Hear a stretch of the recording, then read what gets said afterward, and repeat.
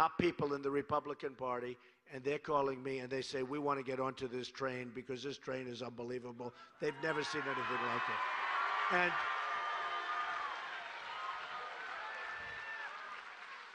And when we go into an election against probably Hillary, because she's probably going to make it, even though she shouldn't be allowed to with the email scandal, shouldn't be allowed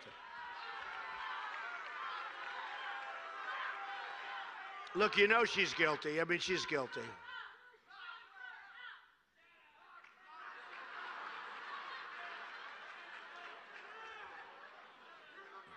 Was that a protester that I just did? No. So, you know, usually you're better off, when the protester stands up, usually an individual or two, you're better off just talking right through the protester because it's not a big problem. The problem is the audience always turns, there they are, and starts screaming. And that you can't talk through. Right. But isn't it true? Yep, But true. anyway, but I just want to say, there's never been anything like this. It's an incredible thing to see. People in South Carolina that work at the polling booths, they're saying, Mr. Trump, I've done this for 30 and 40 years. They said, we've never seen crowds like this. Lines that were going a quarter of a mile down the road. They said, we'd stand here and there'd be 2 people walk in an hour. They have lines that are going down the road, you wouldn't believe it. And every place is like that. Every place is like. Same thing in Nevada. They said, a woman came up to me, Mr. Trump, I've done it for 32 years. I've never seen anything like that, the crowds. And it's a great thing to see.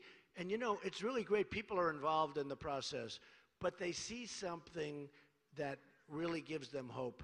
And I'm so proud to be a part of it. I will tell you, it's like an amazing feeling to be a part of it.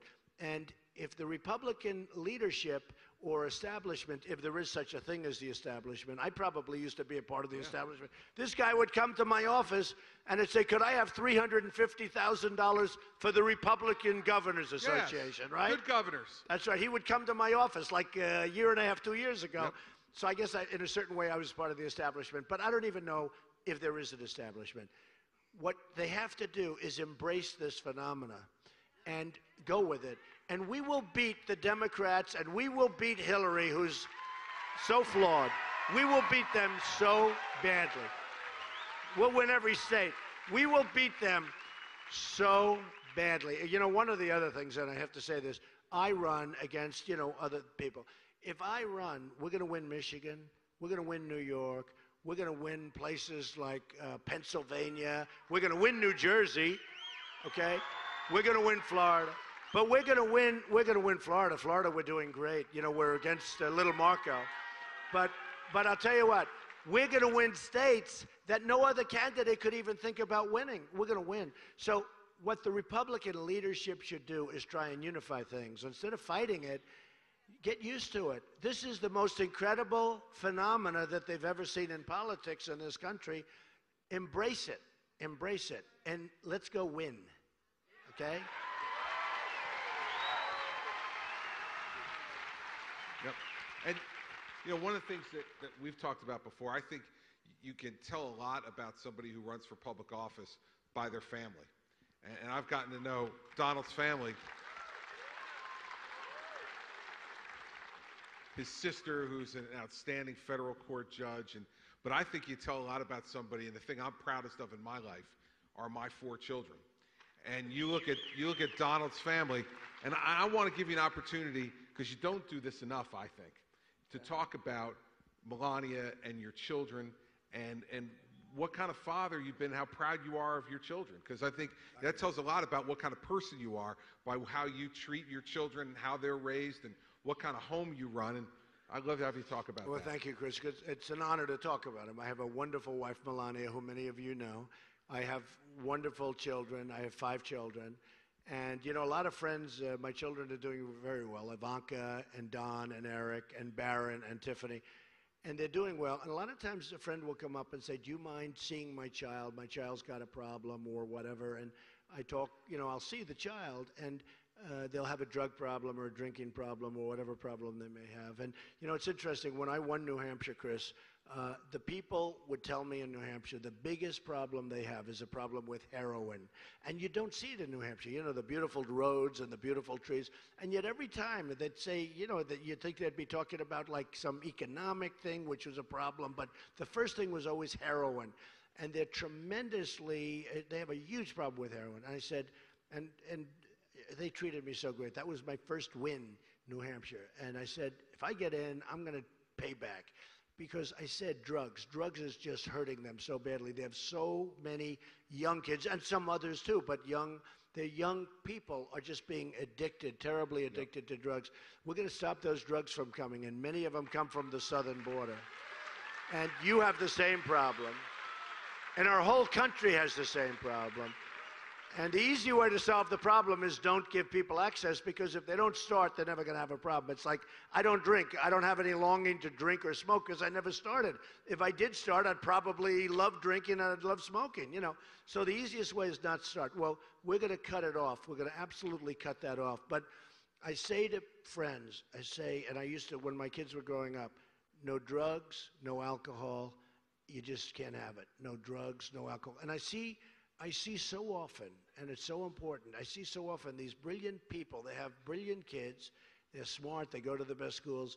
But they start with the drinking and they become alcoholic. And they start with the drinking or they start with the drugs and they cannot get off it. They can't wean themselves off it. They work so hard to do it and they can't. And I say to people, just no drugs, no alcohol. You don't have it. And I add cigarettes when I can. But so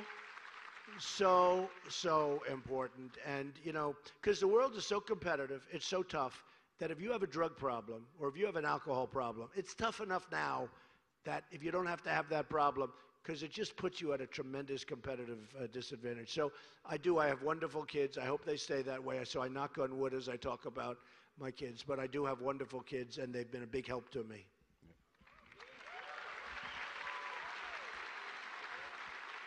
And I know you've been putting that message forward for a long time about don't start, don't drink, don't do drugs. But I know that you're someone who knows and has said this before, that when there are people out there who do have that problem, you're someone who's favor of treatment for them, to get them treated and get them the help they need. You got it, yeah. And it's not easy, but you got to start it, and you got to start it as fast as you can. That is something that's very tough. The easy thing is not to start. That's easy. But once you start, you get addicted, and it's something that could be handled, but you gotta work on it very quickly. Yep. Let's talk about, I think, something that's really important to people in North Carolina, particularly. People are worried about terrorism, and you've had a lot to say on this subject, and I think it's something that no matter where you live, whether you're in North Carolina, whether you live in New Jersey, where I live, New York, where you are, California, no matter where you are, that after we saw what happened in Paris, after we saw what happened in San Bernardino, California, that Americans once again, for the first time since September 11th, I think feel really threatened by this. And I think you want to take a tough stand on this, and I think it's important for people to know where you stand on fighting terrorism. Well, we have to we have to be so vigilant, we have to be so tough, and we cannot allow people into our country that we don't know anything about them, we don't know where they come from, who they are. They have no paperwork. They have no nothing. And I hate to be the one to say it, but I'm the one that says it. And it's not politically correct even to say it. But, you know, we're allowing people into our country. We have absolutely no idea who they are, where they come from. There's no paperwork. There's no nothing. And this could be the great Trojan horse. Who knows? And we have to be smart, and we have to be tough, and we have to be less politically correct, because that is killing our country. And